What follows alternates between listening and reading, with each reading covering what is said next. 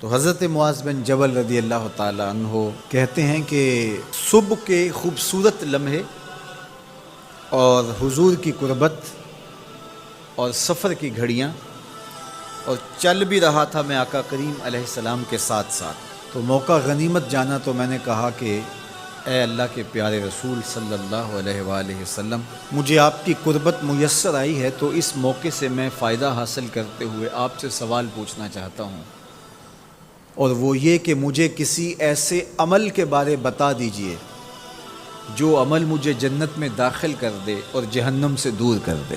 تو حضور علیہ السلام نے اس سوال پر ان کی تحسین فرمائی، فرمایا تو نے بہت بڑا سوال کیا ہے، اس کا جو جواب ہے کہ جنت نصیب ہو اور مجھے جہنم سے نجات ملے تو یہ اتنا آسان کام نہیں ہے، یہ بڑا مشکل کام ہے، لیکن جس پر اللہ آسان کر دے اس کے لیے مشکل نہیں ہے۔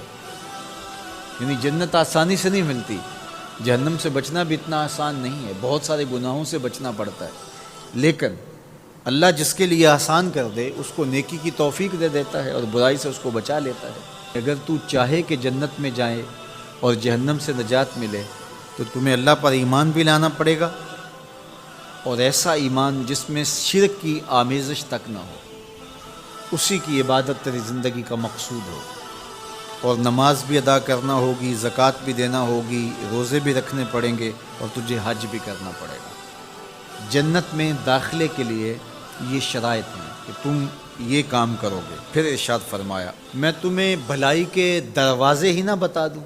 ارشاد فرمایا الصوم جنہ، روزہ ڈھال ہے۔ ڈھال آپ سمجھتے ہیں، اگر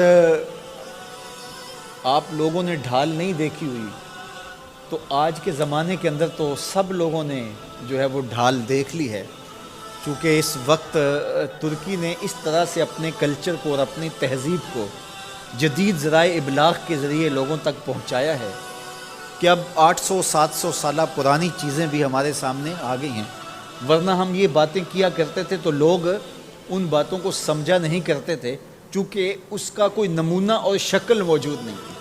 جب دشمن تیر پھینکے تو تیر سے بچنے کے لیے وہ لوہے کا پترا جو آگے کر دیا جاتا ہے، جو تیر کو اپنے اوپر روک لیتا ہے، اس کو عربی میں جنہ اور اردو میں ڈھال کہا جاتا ہے۔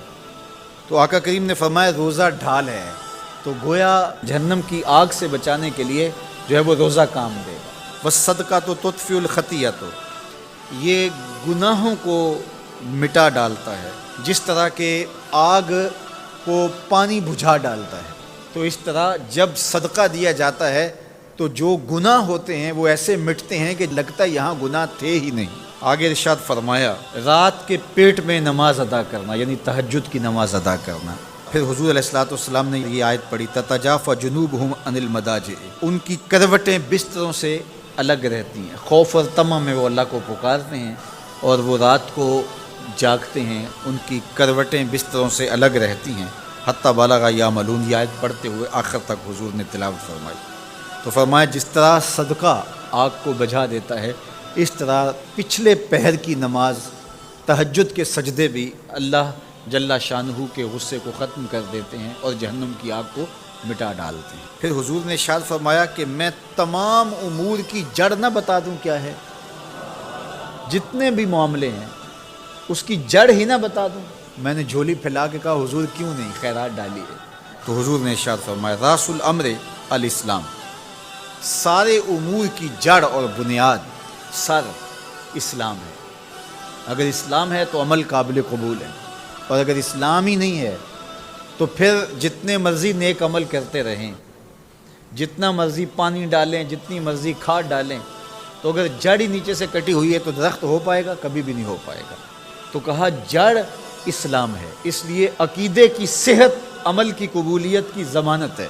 تو تمام امور کی جڑ اور بنیاد اور سرا اسلام ہے، اور اس کا ستون نماز ہے۔ اور صحابہ نماز کے جس طرح پابند رخوگر تھے، تو وہ تاریخ کی روایات آپ دیکھ سکتے ہیں، آپ کو ایک صحابی بھی بے نماز نہیں ملے گا۔ وذروۃ سنامہ الجہاد، اور کوہان کی بلندی، چوٹی اسلام کی، وہ جہاد ہے۔ جہاد سے اسلام کو سربلند کیا جا سکتا ہے۔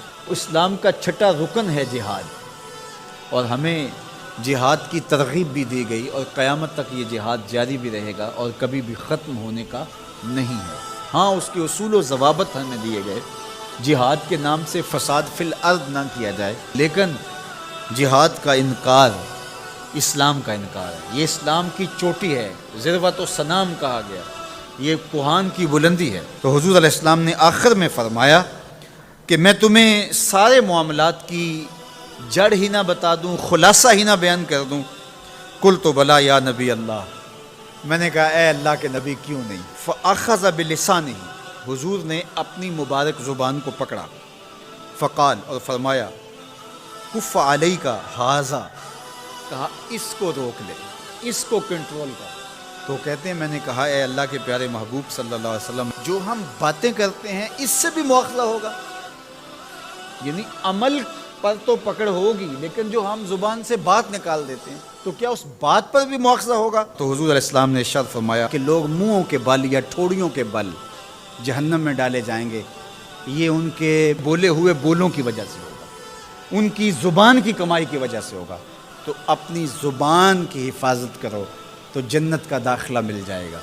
تو گویا زبان کی حفاظت سے لے کر کے اللہ کے حضور سجدے تک اور اللہ کی عبادت تک، یہ ہے وہ نصاب جو جنت میں جانے کا ہے۔